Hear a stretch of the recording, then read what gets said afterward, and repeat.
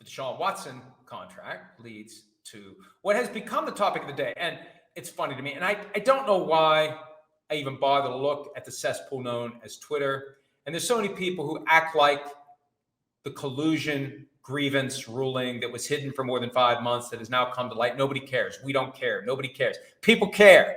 I've been swamped the past 2 days. I've got more of them coming up today with radio and podcast spots about this.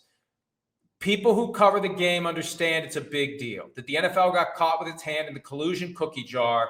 Where do we go from here? How do we get here? And where do we go from here?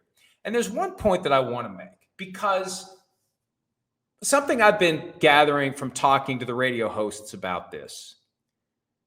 We all kind of knew this is how it goes. There's a league. There's 32 teams in a league. They get together 4 times a year. They compare notes. They have a management council that is there to herd the cats.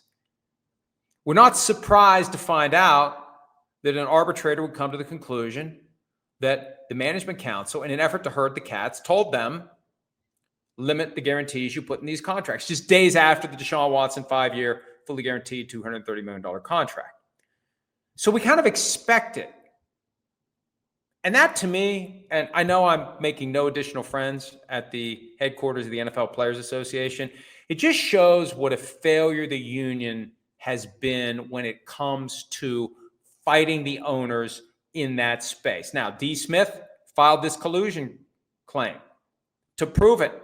He'd had enough. Let's prove they're colluding. He doesn't get any of the flack here from my opinion that they need to do more.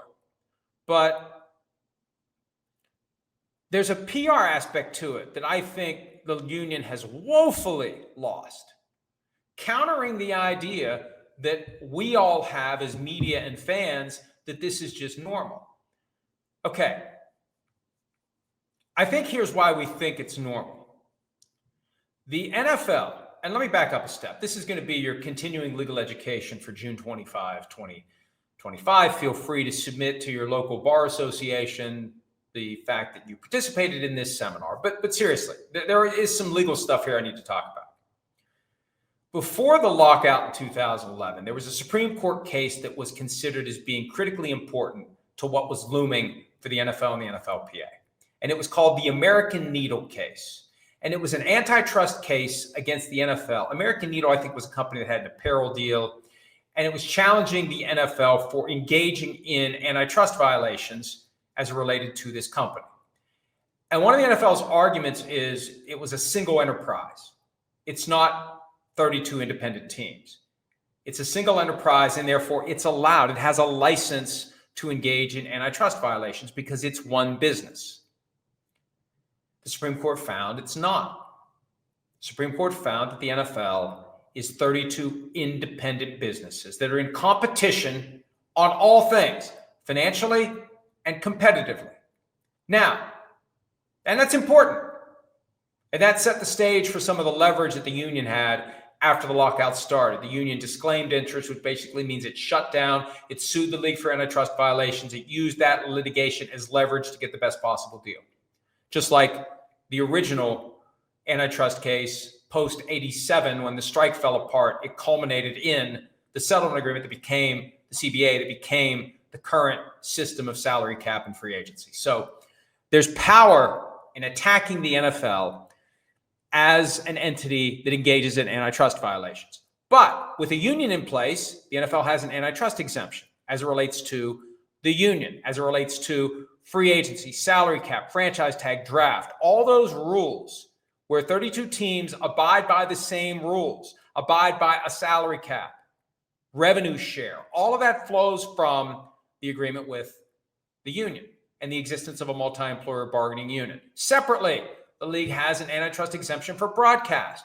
I mentioned revenue sharing. That allows them to engage in everything that relates to leveling out the playing field and ensuring that everyone has the same money as they move together as a league of independent businesses. But the fact that they have limited antitrust exemptions doesn't mean they can behave in all settings like a group of 32 businesses that are all fused together at the hip. Within the confines of the CBA, there are parameters, there are rules. There are things that you are allowed to do, things that you aren't allowed to do. For every team, and this is what I said yesterday, the challenge is get the CBA and figure out how can I maximize this rule book to my advantage. And here's an example. 2010, the uncapped year. Remember what happened in the aftermath of the lockout? Washington, Dallas, and to a lesser extent, the Raiders and the Saints got punished for treating the uncapped year as uncapped. Now, the union agreed to it because the quid pro quo was they made the salary cap go up for 2012. If it had gone down in 2012, there may have been hell to pay. So the union's hands aren't necessarily clean in that regard. But it just shows that there's an expectation that teams will do something other than what the rules allow them to do. See, the rules allow teams to give players fully guaranteed contracts. This is the core of the situation. They're allowed to do it. The issue in this case was after the Browns did it, the league said to the rest of the teams, don't do it. And the only reason they managed to avoid a multi-billion-dollar liability to the players is because the arbitrator foolishly, nonsensically, and erroneously, in my opinion, found that the teams didn't actually do what the management council told them to do. So collusion is simply coordination. And there's so much evidence of coordination in that document. Efforts to coordinate, desire to coordinate, whether it's Dean Spanos and Michael Bidwell comparing notes about Kyler Murray's contract and Dean Spanos saying that this is going to help us with Justin Herbert, whether it's Greg Penner, the owner of the Broncos, expressing internally the idea that the other owners will be happy with the contract they did with Russell Wilson. He should not care that they're going to be happy with it. It's all evidence of coordination.